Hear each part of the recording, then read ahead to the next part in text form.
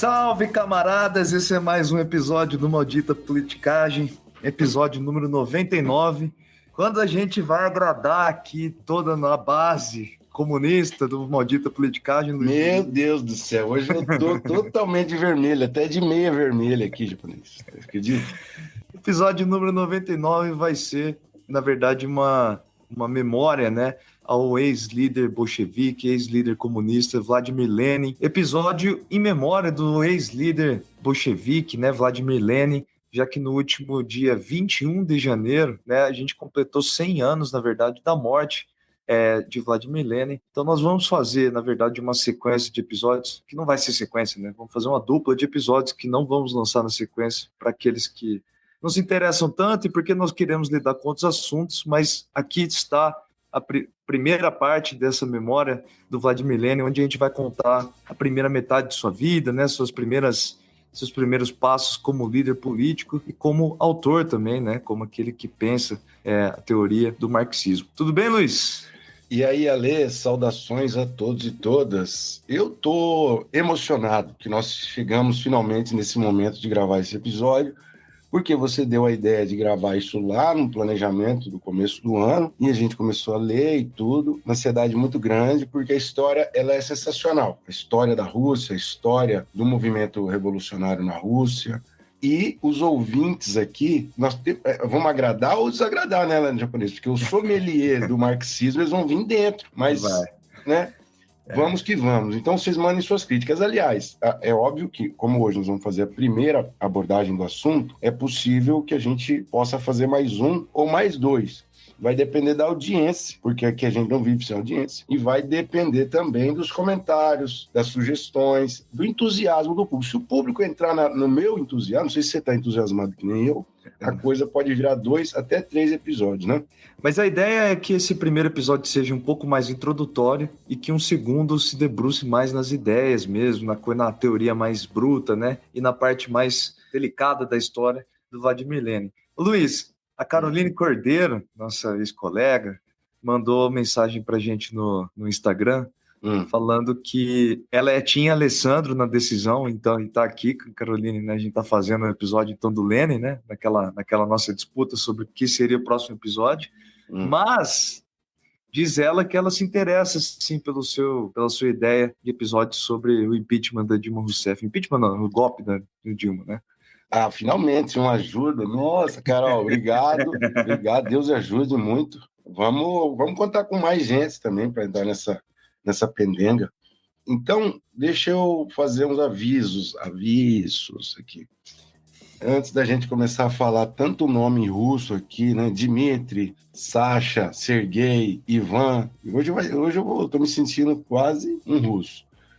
Lembre-se, você pode ajudar o nosso projeto. Esse é um projeto independente de divulgação científica nas áreas de ciências sociais. E para que ele se mantenha, é preciso contar com o apoio dos ouvintes para pagar as despesas, etc, etc. Enfim, então, para isso, você pode ir lá no apoia.se/maldita politicagem. Além do mais, nós temos um novo integrante. Você gostaria de apresentá-lo? Vamos contar com a ajuda do Fábio Baracá para fazer as nossas divulgações. Então, nossas redes sociais vão ser um pouco menos amadoras a partir de hoje. Podem mandar coisas lá. A gente está fazendo de tudo para que nós tenhamos uma melhoria do nosso produto final e também da comunicação com vocês nas redes sociais, né? Isso, nós entramos no YouTube, então sigam, se inscrevam no canal do YouTube, divulguem. E se você gostar, não deixe de compartilhar e colocar 5 estrelinhas pra gente. É isso? Vamos, que eu tô aflito para falar do Lenin. Ô Luiz, tem uma imagem inicial pra gente, então? É o seguinte, ele morreu em 21 de janeiro de 1924, morreu cedo, né? Tinha 57 anos, se eu não me engano. Sofreu muitos derrames antes de morrer e finalmente teve um derrame fatal. Mas o fato é que, logo após a morte dele, ele foi para um hospital e ficaram coletando partes dele, em particular do cérebro, mais de 100 amostras do cérebro dele, para tentar estudar e entender a genialidade dele, essas coisas. E aí o Politburo, o Comitê Central do Partido Bolchevique, resolveu fazer um mausoléu para ele, anexo ao muro do Kremlin, no qual ele ficaria exposto como um boneco, assim, embalsamado, né? Mas tipo, o biógrafo dele, que nós vamos mencionar daqui a pouco, fala que tipo, isso existia no Egito, mas no Egito a pessoa ficava trancafiada, né? As múmias ficavam trancafiadas dentro da pirâmide. E ali um líder político ia ficar exposto para visitação pública. Uma coisa muito esquisita e que inclusive contrariou muito a esposa dele, a Nadisda, ou o apelido de Nádia. E ela foi contrariada, mas o partido prevaleceu, enfim, os caras não deixaram ela enterrá-lo onde ela queria, que era no muro, onde ficaram, no muro, você tinha as lápides fechadas dos revolucionários russos, no muro do Kremlin, na frente da Praça Vermelha, lá em Moscou.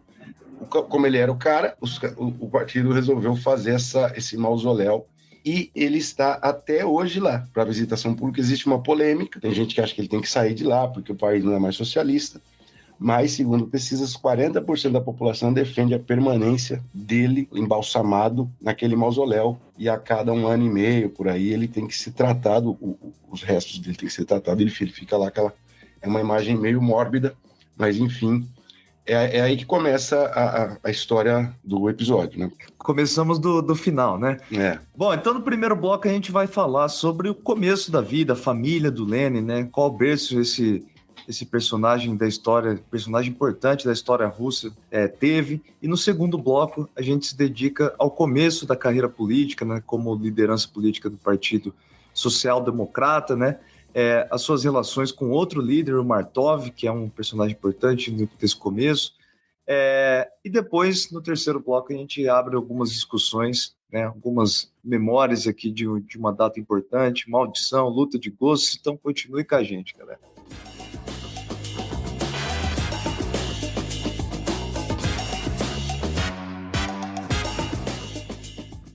Bom, Luiz, estamos falando de uma das figuras mais importantes, né, do comunismo, do socialismo, tanto no ponto de vista da teoria, quanto no ponto de vista de ator mesmo, né, que foi de liderança do movimento socialista russo, né?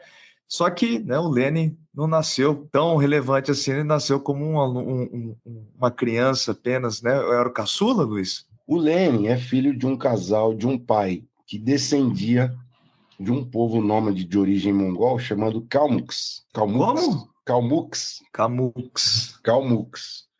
E, portanto, ele não era um russo puro, e a mãe dele tinha ascendência alemã judaica, judia, né?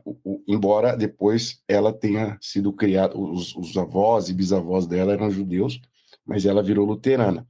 O fato é que o pai do Lenin, o Ilya Ulyanov, ele foi o irmão mais novo de uma família que teve o pai morrendo muito cedo. Então, o irmão mais velho do pai do Lenin se dedicou à criação e ao trabalho para sustentar os irmãos, com uma vida muito difícil e de muita abnegação, de muita poupança. Dessa história vem o jeitão do pai do Lenin, que era um cara muito dedicado ao trabalho e que pôde estudar graças ao irmão mais velho, né? Então, ele estudou, virou professor do ginásio, e foi crescendo por mérito próprio até virar supervisor e depois diretor de escola. Aí, interessante é o seguinte, a história do Lenin ela é totalmente ligada a uma história incrível da Rússia na segunda metade do século XIX. Em 1861, entra em cena um czar, toma posse, chamado Alexandre II.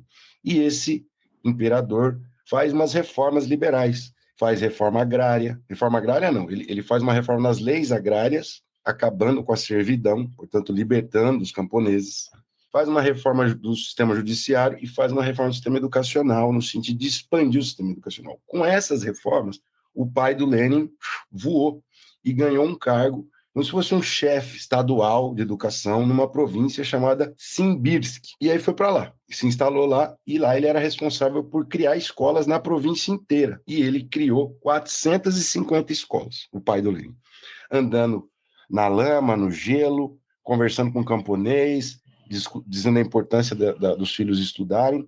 Graças a essa política daquele período, dos anos 60 e 70 do século XIX na Rússia, a alfabetização dobrou na província. E dessa formação do pai do Lenin e também da mãe, que também era de uma família ligada à escolaridade, a mãe do Lenin também fez ginásio e tal, houve uma valorização gigantesca na instrução. Então, todos os jovens, os filhos, eram os melhores alunos. O irmão do Lenin era muito precoce do ponto de vista intelectual. O Lenin tinha muita facilidade com línguas, né? E as irmãs do Lenin, os irmãos mais novos, todos estudaram muito, a despeito das dificuldades que nós vamos contar aqui. Mas, assim, literatura russa, literatura europeia, música clássica, piano, pau comia. Então, ele virou um cara de classe média e conseguiu prover isso para sua família. E aí começa a parte daí, começa a coisa a desandar, né? Porque em 1881, esse imperador é assassinado, Alexandre II é assassinado, e o pai do Lenin perde o emprego, ganha uma pensão, ganha uma aposentadoria, mas fica deprimido porque os esforços da vida dele estavam sendo revertidos, né? O próximo imperador, o czar Alexandre III, começou a desfazer as reformas do Alexandre II, porque achavam que aquilo tinha sido liberal demais. Assim, na Rússia era assim, você tinha um czar que fazia reformas liberais, o outro cancelava as reformas liberais, era sempre assim. Mas aí isso foi desgastando o pai do Lenin e a vida ficou muito mais difícil. Foi bem na época que o irmão do Lenin foi estudar. Na década de 80, foi para São Petersburgo. O irmão mais velho, né? O irmão, Sasha Ulyanov. Né? Isso, Alexandre Ulyanov, que o apelido era Sasha. Acho que era 5 anos mais velho. Foi estudar em São Petersburgo e, enquanto ele estava lá no primeiro ano da faculdade, se não me engano, primeiro, segundo ano, o pai faleceu em 1886, de derrame. E aí o Sasha começou a militar em movimentos clandestinos que gostavam de matar rei, certo? Matar imperador, matar czar, esse era o plano. Essa organização, que tinha lá umas dezenas de pessoas, uma organização pequena, já tinha vínculo com aquela que matou o Alexandre II, e agora eles estavam planejando, junto com o irmão do Lenin, então, né, planejando matar o Alexandre III. E eles foram descobertos. Inclusive, o Sasha estudava biologia, mas ele estava se dedicando a entender química, porque ele estava preparando explosivos. E ele vendeu a medalha de ouro que ele ganhou na conclusão do ensino médio para comprar produto químico para fazer bomba, beleza? E aí eles estavam andando na rua com um livro de medicina e dentro do livro estavam os compostos químicos e aí eles foram presos. Ele e mais uma leva de gente. E eles foram julgados e ele não negou os crimes e dessa galera, acho que foram 50 e poucos presos, 4 foram enforcados, dentre eles o Sasha. Isso marcou demais a família, né, porque foi logo um ano depois da morte do pai, e marcou demais a formação do Lenin, com aquilo que você escreveu aqui, né, com o ódio que ele vai alimentar em relação ao czarato, ou czarato, enfim, o sistema de czar da Rússia. Aliás, né, uma das coisas que a gente consultou para elaborar esse episódio que deu um trabalho do caramba, gente, porque a literatura é enorme, né? Gigante. Existem biografias, Não existem tem os fim. próprios trabalhos do Lenin e filmes sobre o Lenin. E um das nossas consultas foi o Trem de Lenin, né? Um filme de 1988. Aqui tudo indica britânico, né? Porque todos os atores são britânicos. Tem uma coprodução russa, mas é britânica. Inclusive aquele ator que interpreta o Lenin, ele é famoso, né? É o Ben Kingsley, pô. O Ben Kingsley é monstro. Ele fez o Gandhi e o Lenin. Você fez os dois. O Gandhi, o Lenin e o cara do X-Men lá que controla a cabeça. Não é o mesmo, né? Não é o mesmo, não. Professor Xavier? Não é, acho que não é ele. Eu acho que é, em algum momento é sim. Procurem. Bom, eu só sei de filme velho, mas ele fez Gandhi e o Trem de Lenin, que é baita filme japonês. Filme maravilhoso. Não, eu gostei também. Mas nesse filme, né, mostra o irmão do Lenin conversando com ele. Parece que eles tinham uma relação muito próxima, né? Em sonho, né? Mas era um sonho meio memória também, né? Sim. O Sasha Ulyanov, então, esse que morreu aos 21 anos apenas, né? Planejando um atentado contra o czar. Bom, Luiz, então, essa coisa, né, a morte do irmão e o contato do Lenin com alguns autores, né, nessa primeira infância, são fundamentais para a gente entender depois o pensamento dele. Só para citar, né, o Lenin era fã de uma corrente literária que foi um movimento também, né, um movimento político chamado narodismo, que era praticamente um tipo de socialismo rural, assim, né, o pessoal da Rússia aclamava por um tipo de sociedade mais horizontal a partir do campo, né, e de uma vida mais tradicional. O Lenin gostava muito desse tipo de literatura quando ele era jovem também, que acabou influenciando ele posteriormente. Mas... Inclusive, deixa eu só fazer uma... Já que você puxou esse gancho, que eu não tinha visto que a gente ia entrar, mas deixa eu colocar aqui uma coisa. O livro dele, primeiro livro, sei lá, entre os mais importantes, é O Que Fazer, do Lenin, né, que é de 1902. Só que esse livro ele tirou o título de um romance que ele leu, de um escritor chamado Chernyshevsky. E para a cultura popular russa, Esse romance desse autor Chernyshevsky, chamado O Que Fazer, é o romance mais importante dali dos anos 60 e 70 na Rússia, sabia? Mais importante mesmo comparado com os caras que vão ser depois celebrados mundo afora, como Dostoiévski, Tolstói, enfim. Esse romance, ele era assim, porque simbolizava muito essa coisa do socialismo camponês, né, rural, e tem ali um triângulo amoroso com uma menina que quer fugir do arbítrio do pai, do patriarcado, e casa com um médico, essa moça, mas ela tem um amante que é um militante socialista meio maltrapilho do campo. E aí eu esqueci o nome desse protagonista, mas ele era durante um tempo ele foi o símbolo pro Lenin, sabia? Depois Perfeito. eu acho o nome do cara, mas O Que Fazer é o primeiro nome do romance, que é 1862, e depois o Lenin vai pegar esse nome para escrever o Que Fazer, que é o mesmo nome. Que é uma referência ao que fazer com o futuro do partido, né? Isso. Bom, Luiz, a gente está falando de uma Rússia czarista do século XIX, que era um país, né, que é gigante já em extensão territorial, gigante também no seu multiculturalismo, mas cheio de problemas sociais, né? Tem uma tabela para a gente ilustrar essa Rússia do século XIX aí? Tem. A tabela é a seguinte: a Rússia do século XIX é um país, especialmente essa segunda metade, o final do século XIX, é um país que está num vórtice assim, de mudança histórica incrível. Por quê? Porque você tem o avanço das artes, você tem muitos compositores, escritores, esses que a gente mencionou, você tem uma urbanização nas cidades mais próximas das fronteiras, São Petersburgo, Moscou, e você tem o desenvolvimento já da ciência e uma indústria também incipiente. Ao mesmo tempo, você tem o interior da Rússia extremamente rural, extremamente pobre e com condições de vida muito precárias para os trabalhadores do campo. Então, ao mesmo tempo, uma monarquia muito absolutista, já em períodos em que o mundo estava se tornando república, né? Repúblicas, democracias na Europa.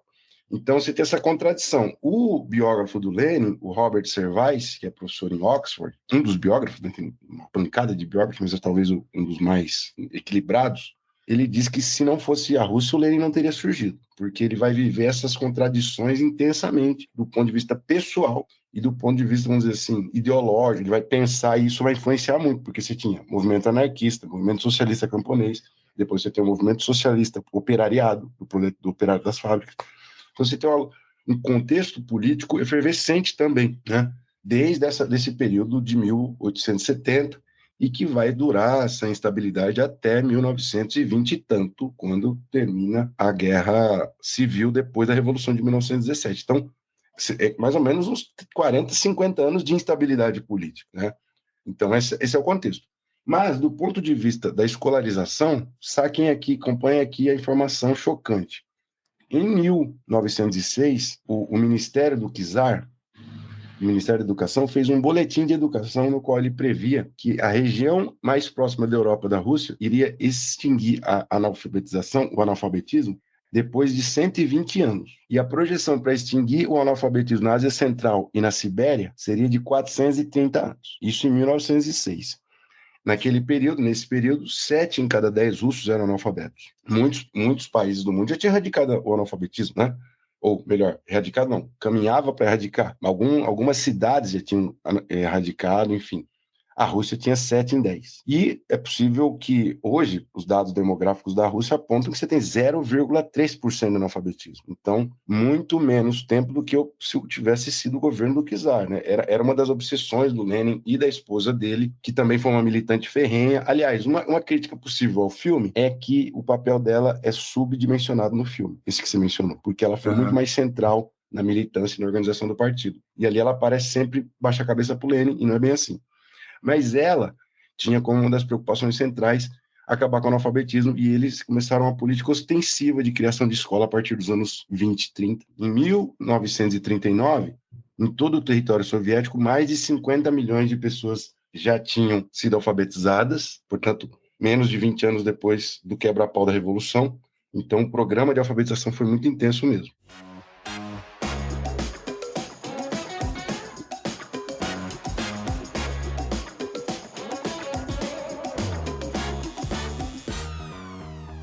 Para dar continuidade, vale a pena puxar um período de formação acadêmica dele que não foi fácil, foi muito instável.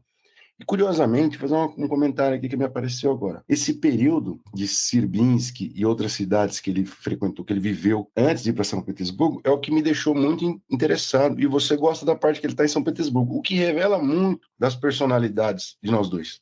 Você gosta da coisa urbana, da coisa sophisticated, da coisa mais burguesa, e eu gosto dessa coisa do campo, mais bucólica. Você não acha isso uma coisa incrível? Na verdade, não é isso, não. Você não venha, não, hein? Tá sendo populista aqui. Bom, mas deixa eu contar. O negócio é o seguinte: depois que o irmão dele foi enforcado, o Lenin virou o homem mais velho da família e ele precisava se formar, mas ele não foi aceito na Universidade de São Petersburgo porque ele era irmão do Sacha. Ele foi rejeitado e ele teve que se matricular numa universidade, numa cidade muito longe, pequena, chamada Kazan. E foi lá que ele começou os estudos de direito. A família foi para lá, a mãe foi para lá com os filhos mais novos e eles moraram lá. Só que aí a agitação estava em toda a Rússia e os estudantes fizeram uma greve e chamaram o reitor lá e fizeram uma série de reivindicações. O Lenin estava assistindo a greve. Ele estava lá meio de barato, ele não era militante, com 17 anos, enfim.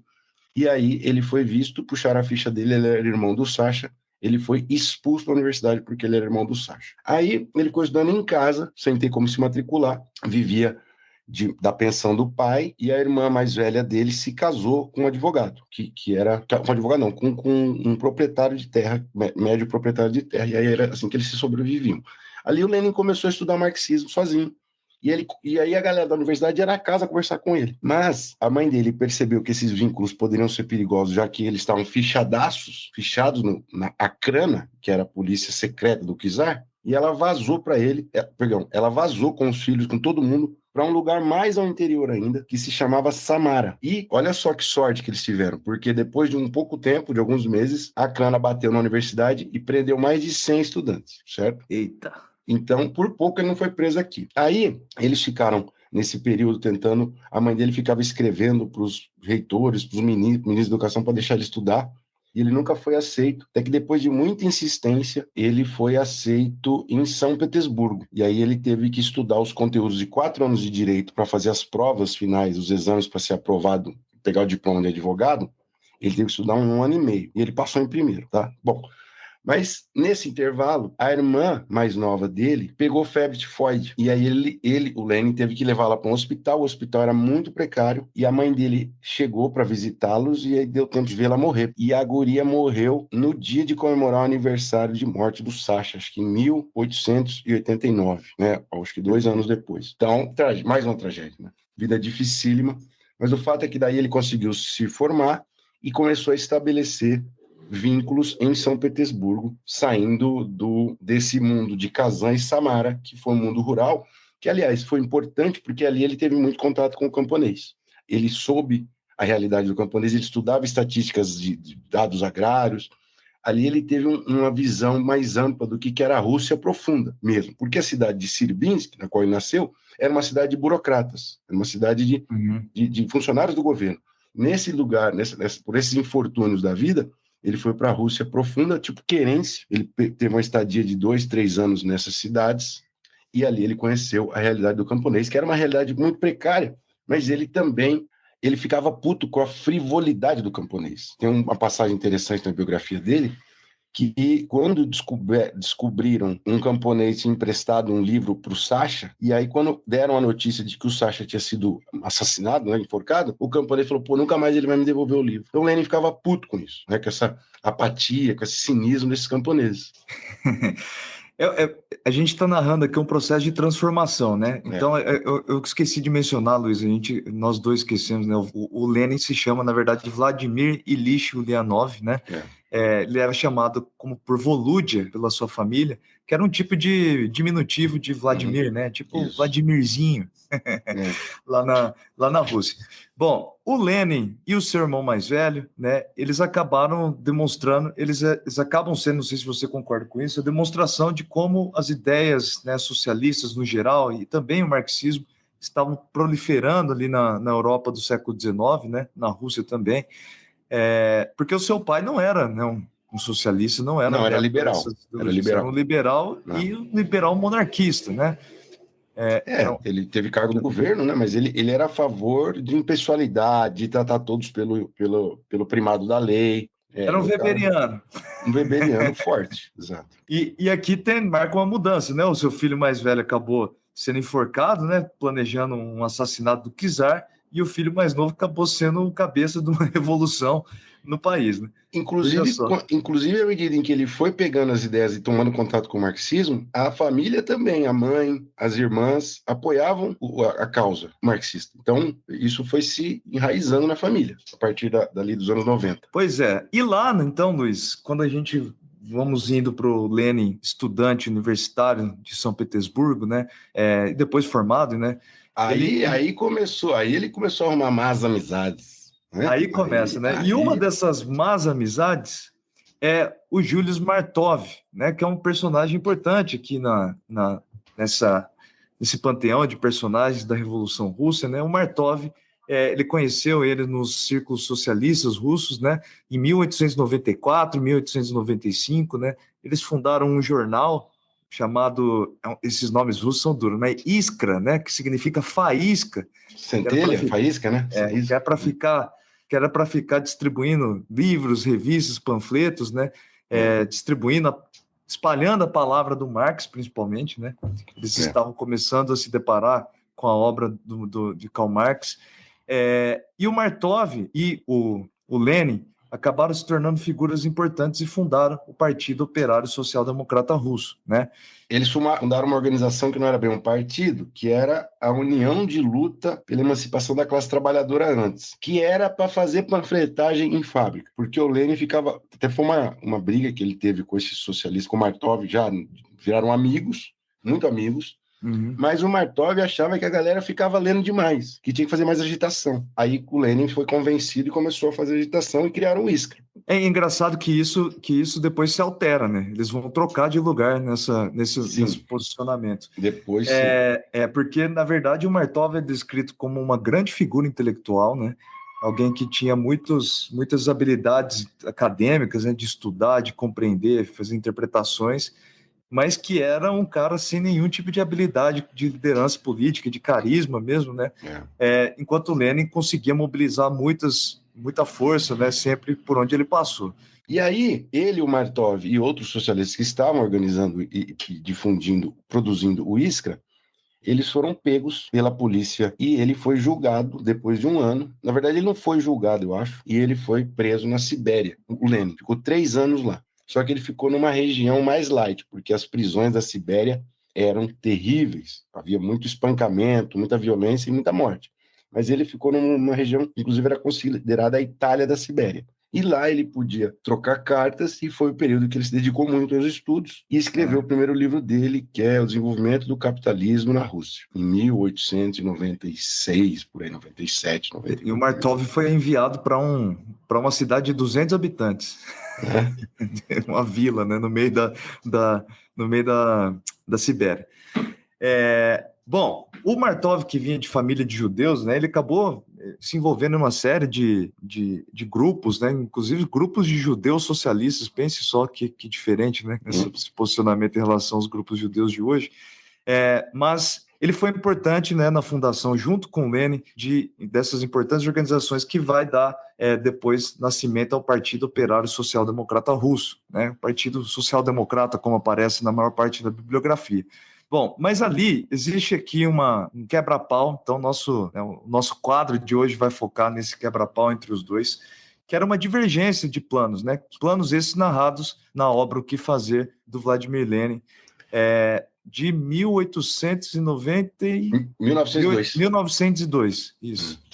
De 1902. O japonês leu O que Fazer inteiro, galera. Ele vai sair daqui direto para um partido leninista. Não, mas só assim, é um livro que na verdade é um manifesto, né, do Lenin, defendendo a posição dele do que ele acha que o partido deve, o caminho que o partido deve tomar, né, as estratégias que o partido deve ter, e principalmente aqui mostrando já uma espécie de conflito de ideias com o Martov, que apesar dos dois serem amigos pessoais, né, eles tinham ideias completamente distintas. O Martov era adepto de um tipo de posicionamento um pouco mais descentralizado, né? Ele defendia que o partido tivesse apoio, inscrições, né? Esses caras que se inscreviam no partido, que fariam parte do processo decisório, uma coisa menos descentralizada, né? Todo mundo pudesse... Mais descentralizado, você falou?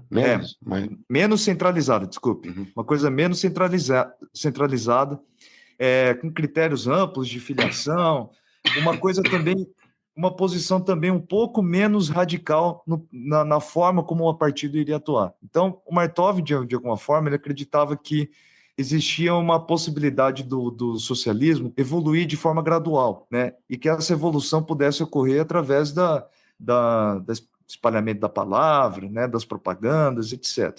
Bom, o Lenin não achava isso, ele achava que o partido deveria ser muito mais centralizado, que seriam poucos aqueles que fariam parte das decisões e que nem por isso o partido deveria ser para poucos, né? Mas ele defendia a necessidade de diferenciar uma organização dos trabalhadores, do operariado, que é uma coisa, esse povo vai fazer a manifestação, mas esse povo precisa ser orientado, né? Aqui tem até uma espécie de teoria das elites aqui. Elitismo. Com o Lenin. Ele acredita que as massas precisam de uma orientação nesse sentido, né? E essa orientação tem que ser dada por um partido que é centralizado, formado por poucas pessoas. Primeiro e por militantes profissionais, né? Profissionais, isso. Pessoas que pudessem, então, essas poucas pessoas teriam que ser exclusivamente dedicadas ao trabalho revolucionário, ele chama de organização revolucionária, né? Uma espécie de profissional do partido mesmo, que trabalha 100% do seu tempo dedicado a isso, que consegue ter um tipo de orientação teórica mais aprofundada, né? Uma pessoa que consegue ler, que consegue criar narrativas, criar análises sobre os acontecimentos do país, né, da Rússia, e que consiga criar principalmente sentido para as massas, né? Essas pessoas, então, trabalhariam também nesse sentido. E essa organização também teria que ser pequena, porque isso dificultaria com que o governo russo fosse atrás deles, né? Ou seja, facilitaria eles se esconderem, né? Eles não serem vítimas presas fáceis, né? Do governo autocrata da Rússia da época, né?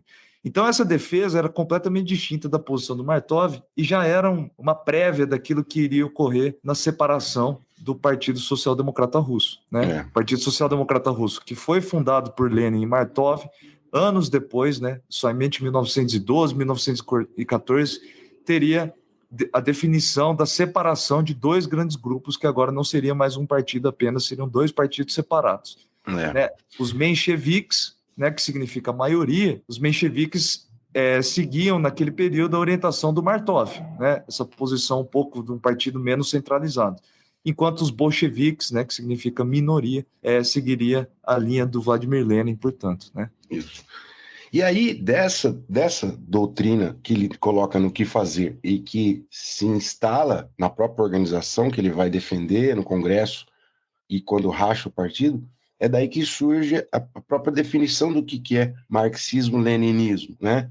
Que é um movimento socialista revolucionário conduzido por uma elite do partido, e um partido pequeno, né? Essa é a ideia de leninismo, que se acopla ao marxismo e vai influenciar partido do mundo afora, vai influenciar a revolução em Cuba, o PCB brasileiro, o Partidão brasileiro seguia essa orientação, certo? Então você tem, até hoje ele segue, né? O PCB segue o marxismo-leninismo. Bom, veja só, Luiz, aí só para falar do Martov, que foi uma figura importante, né? Em 1917, quando já estava definido que o modelo leninista, né, que iria prevalecer, os bolcheviques venceram essa disputa com os mencheviques, né? Num dado momento, o Martov foi convocado para fazer uma fala, né, na reunião de todas as correntes dos partidos de esquerda, etc. E nessa reunião ele foi super aplaudido e ele falava na necessidade de fazer uma união, um pacto, né, de todas as lideranças de esquerda, todos os partidos e organizações também revolucionárias no país. O Trotsky subiu logo depois e desceu a lenha nele, falando que não aqui nenhum compromisso seria possível, né? Abre aspas para o Trotsky, e a famosa frase, né, de que, na verdade, o Martov estaria na lata de lixo da história a partir de então, né? Ele não teria mais a relevância que teve no passado. Os mencheviques, então, depois desse célebre episódio, acabaram abandonando o Congresso, né, e o Martov acabou sendo isolado politicamente. Só que no final da vida, ele estava doente, já sob o governo do Stalin. Obviamente que o Stalin não estava facilitando as coisas, já que ele era um possível, né, crítico do governo, ele criticou muito os bolcheviques durante sua vida. E aí o Lenin acabou mexendo os pauzinhos, né, conseguindo fazer com que o Martov tivesse uma espécie de apoio, né, do governo para fazer seus tratamentos. O Martov acabou falecendo um ano antes do Lenin, mas essa história da parte do Lenin a gente conta melhor, né, no próximo episódio. E outra coisa só, embora os mencheviques não tenham entrado para a história com a mesma relevância que os bolcheviques, porque afinal de contas, a gente vai contar isso no outro episódio, mas os bolcheviques tomaram conta da Revolução em 1917. Mas eles foram parte importante do movimento de 1917, daquilo que foi o governo provisório. E continuaram, alguns continuaram a atuar mesmo depois da vitória bolchevique, com cargos de menor relevância. Mas os mencheviques foram aliados, adversários e aliados em relação, dependendo da conjuntura dos bolcheviques. Quando a gente aprende na escola, parece que é um racha para sempre. E não é bem assim, né? Você tem relações instáveis, ambíguas, dependendo da circunstância política, que era muito instável. Sim, não, em alguns momentos eles faziam alianças, né? Enfim. O próprio Trotsky ficou amigo dos mencheviques na época e depois voltou para os bolcheviques. Não, ele era menchevique e se tornou bolchevique, na real, né? Depois ele era, inclusive, ele cita, né, como o Martov como um mentor dele, mas depois ele vai e desce a ripa nele.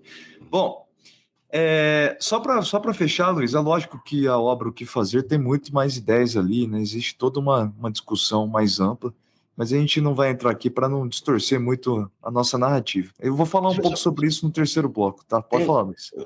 Eu lamento aqui que tem uma frase que você tinha colocado bonita no roteiro e que você não a leu, que está escrito assim: curiosamente, o implacável Lenin nunca perdeu a ternura pelo velho camarada. Ao saber que Martov estava doente, Lenin tenta transferir fundos para auxiliar seu tratamento médico na Alemanha. Ficou bonita. A ternura do velho camarada? Por que você pulou isso? Não, é diferente a coisa, né? Veja só, tem uma coisa assim, Luiz, que eu achei interessante, agora me veio aqui, né? Quando eu estava lendo O Que Fazer, que é uma disputa importante entre os mencheviques e bolcheviques. Uma das coisas do que os mencheviques acreditavam é que a evolução do capitalismo em si levaria naturalmente a classe operária a compreender as contradições do capitalismo, a perceber as injustiças sociais, etc., né? E em determinado momento ali, o Lenin responde a essa visão, né, dizendo o seguinte: pô, se a gente olha para a Inglaterra, que é o país mais desenvolvido do capitalismo, não há nenhum indício disso. Isso é mentira, isso não é possível. Então, vai dizer o Lenin, só é possível traçar algum tipo de revolução com a orientação de um partido centralizado e forte que consiga fazer, construir uma narrativa, construir uma análise e dar sentido a essa revolução, né? Inclusive, ele vai falar como partidos precisam ter essa parte teórica como um todo, né? Isso é interessante, essa ideia.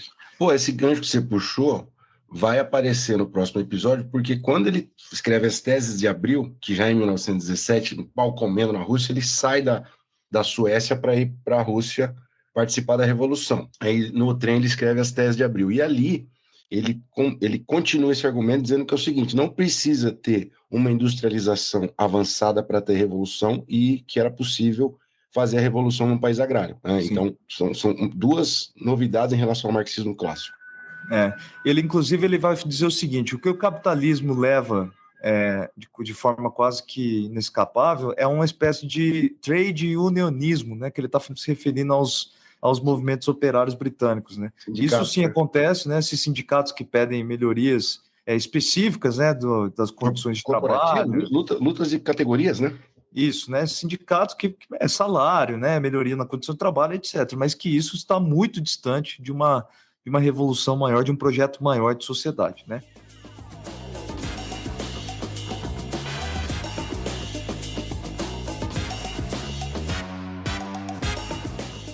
Então vamos para o terceiro e último bloco, já chegando ao fim dessa saga que está saindo aqui no Maldita Politicagem sobre o Vladimir Ulyanov, ou Vladimir Lenin. Aliás, sabe o que é Lenin? Ele é um pseudônimo, né? Eles faziam, todos os militantes socialistas Então, tinham né, nome mas duas perguntas, Luiz. Por que eles criam pseudônimo para tudo? para fugir da polícia secreta do czar. O Lenin teve dezenas. Ah, O próprio perfeito. Martov não é esse o nome dele, o Não, Trotsky não é esse. Todos eles eram pseudônimos. Né? Era para fugir da polícia secreta, que era a Crana. o Martov se chama Yuli Tserdebaum, nome Meu judeu, né? Deus. Então, e ele escolheu esse nome, o Vladimir Ulyanov, por conta, tem uma série de hipóteses. Tem um personagem do livro do Tolstói, mas a mais aceita é a de que ele, lá no período de prisão na Sibéria, ele ficou perto de um rio chamado Lena. Aí ele adotou Lenin em 1901 e ficou, ele assumiu isso de vez. Bom, mas para a gente já encaminhar, então nós estamos nessa etapa que vem do início, juventude, formação acadêmica, as primeiras militâncias, primeiras organizações, racha bolchevique e menchevique, chegando no período já crítico da virada do século, que é 1905, e para depois, no próximo episódio, a gente pegar essa história política da Revolução. Mas antes de 1905, teve um quebra-pau. Como que foi? Quebra-pau que não é quebra-pau nosso que já passou, mas teve uma convulsão social na Rússia. Qual que é essa Isso. história? Ela é chamada de Revolução de 1905, né? O nosso Aconteceu em Querência, então, vai lá para São Petersburgo, no dia 9 de janeiro de 1905, quando um padre ortodoxo chamado Jorge Gapon fez várias reuniões com as classes trabalhadoras, né?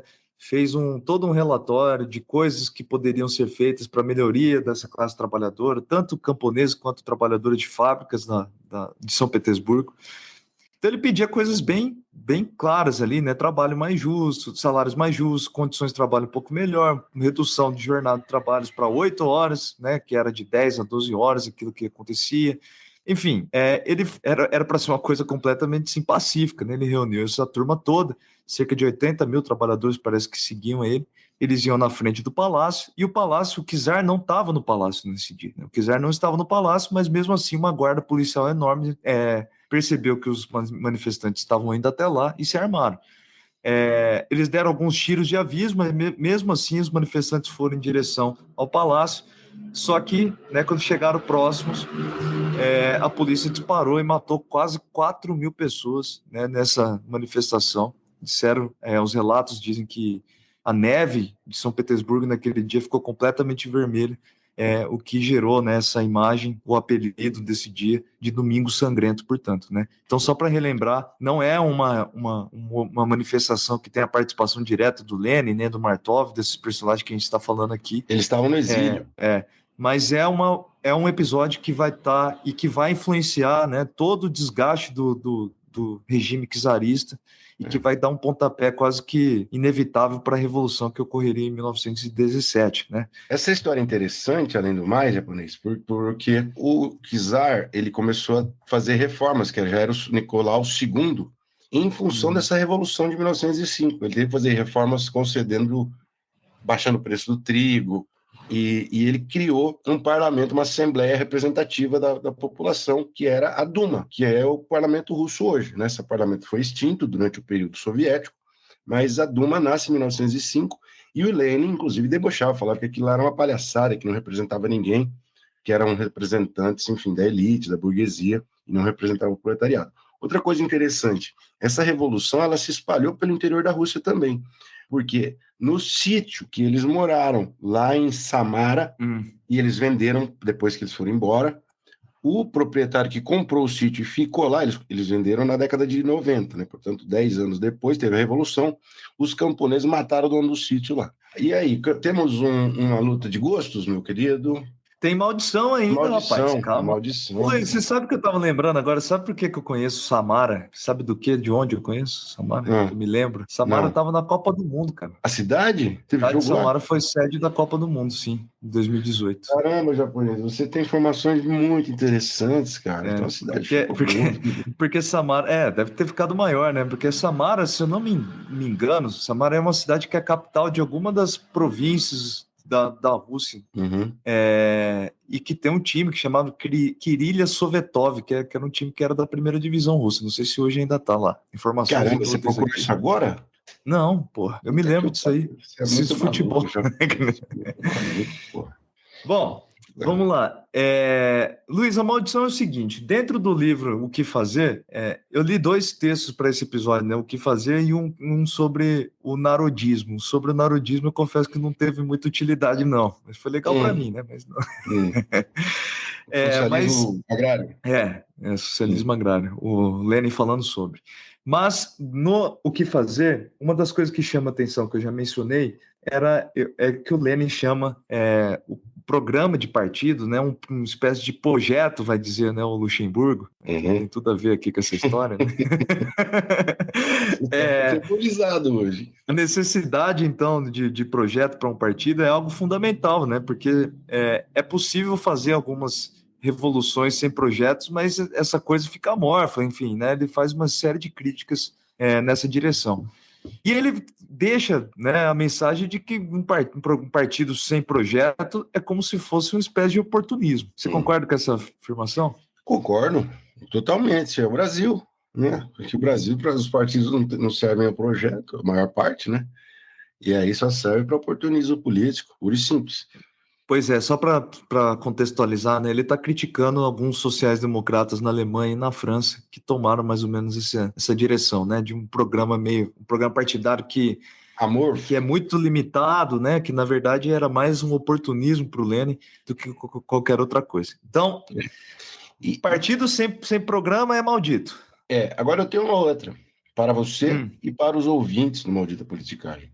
Porque essas posições do Lenin, que nunca mudaram, é importante dizer, ele foi intransigente em relação a isso. Então é possível, todo mundo, acho que ninguém seria contrário a dizer isso, ele era um radical nas ideias. Ele é a favor de uma revolução armada, ele não queria concessão, ele não queria negociação e ele queria um programa radical. Ele não queria conquistas de curto prazo, por exemplo, melhoria nas condições de vida. Ele queria uma transformação total e isso ele manteve até o final da vida. Mas também há consequências que depois vão ser apresentadas e vão ser descobertas. Ele próprio vai se ver nas consequências dessas posições depois da Revolução de 1917 na construção do Estado russo socialista, né? A pergunta é: o radicalismo leninista é uma maldição? Para mim? Porque ele lançou as bases institucionais, tipo um Estado centralizado, que era a cópia do partido. Sim. Ele não reconheceu a Duma e fechou a Duma. Tudo isso foi decisão do Lenin. Sim. Essa via leninista radical é uma maldição? Pergunta para você e para todos nós, para os ouvintes. Porque segundo o Robert Cervasi, são as bases institucionais, as bases burocráticas do stalinismo. Então, veja só, o Lenin não era o Stalin. O Lenin não era. Eu estava pensando, se você pega, né, esse tipo de poder centralizado, todas essas estratégias russas militarizadas, né, que vai estar lá no Stalin, cara, o que a Rússia é hoje é uma manutenção desse Estado sem o programa, sem a causa revolucionária, mas é o Estado, a instituição Estado russo se mantendo mesmo com o mesmo propósito, quase, né, capacidades, etc. Né? Eu acho, do ponto de vista do meu viés democrático, vão falar que eu sou reformista, etc., que eu sou pelego, que sou vendido. Pau no japonês. Mas eu acho, assim, eu acho maldito, sim, porque, enfim, é autoritária a coisa, né? A gente pode falar melhor sobre isso nos episódios seguintes, acho que vai combinar mais, mas eu acho maldito sim, Luiz. E você? Eu também acho, que é uma maldição sim. As circunstâncias históricas, nós não estávamos lá, enfim, a tragédia russa era gigantesca, a solução poderia ser, essas soluções tinham que ser eventualmente muito fortes, porque os czares eram fortes, a estrutura burocrática era forte, nós de combater isso de uma forma forte também. Agora, até, inclusive, alguns comentadores dizem que o Lenin se deu conta de que ele não devia ter fechado a Duma no final da vida, mesmo porque eles ganharam maioria numa eleição que fizeram em 1918. Eles tinham maioria no parlamento, e ele falou, não quero essa maioria, e fechou o sistema, né? Enfim. Mas aqui não tem e se, né? E se ele tivesse feito um caminho um pouco menos centralizado e de fortaleza burocrática, se teria sido menos autoritário e violento, aí não dá para saber, né? Esse sim não existe. Bom, Luiz, luta de gostos, então. Tem 2 lutas de gostos para você hoje, tá? Primeiro, eu sei que você mergulhou na leitura desse livro que parece sensacional, muita gente fala muito bem, eu acabei não lendo, né? A gente dividiu as leituras aqui para esse episódio, mas o livro do Edmund Wilson, Rumo à Estação Finlândia, que parece fazer uma descrição de muitos lugares, né? Tô certo? Sim, Então, muito. veja, se você tivesse que escolher uma viagem patrocinada pelo Maldita Politicagem para você ir lá para a Rússia, conhecer, lógico, em momentos de paz, né? Que cidade você escolheria? As duas, não é? São Petersburgo e Moscou, eu acho. Ou tem que escolher só uma? Escolhe uma, porra. Eu tenho que consultar os camaradas ouvintes do Maldita Politicagem que já foram para a Rússia, mas acho que iria para São Petersburgo. Acho que iria É, primeiro para São Petersburgo. eu não, nem sabia que São Petersburgo era a capital russa anterior a Moscou, né? Mas Moscou eu virou fiquei, no governo da União Soviética, né? eu fiquei também mais interessado pela história de São Petersburgo, estudando para esse episódio também, viu? Eu vou falar para você que eu fiquei vendo foto da Estação Finlândia hoje, como que ela é, sabia? Acho que eu até mandei essa Eu percebi, você mandou, pois é. Fiquei doido por causa da Estação Finlândia. Tem o trem que ele chegou lá, porque a Estação Finlândia já é em São Petersburgo, mas é o nome do país vizinho, quase de fronteira, que é a Finlândia, né? E tem uma Porque estátua essa dele viagem lá. ele passa pela Finlândia realmente, né? Passa. Tem que Dele. atravessar um rio de trenó, pô. A gente conta. A história da viagem é a história, já é um episódio também. Puta que pariu. Pois é. E aí, outra coisa, Luiz, qual seria seu pseudônimo? Camarada o quê? Ah, boa. Essa você me apertou. Seria Domingos Querenes. Em homenagem a Querência. Querenisov. Então, beleza. Domingos Querenes, em homenagem a Querência. E você? Não, eu não sei. Só queria saber o teu. É isso, Luiz. Senão vai ficar longo demais. Vamos lá para os caminhamentos finais. Galera, mandem os comentários o que a gente esqueceu, o que faltou sobre o Lenin, aquele que é, segundo o Eric Hobsbawm, a personalidade individualmente mais importante, com mais impacto no século XX. É isso, galera. Muito obrigado pela audiência. Um abraço.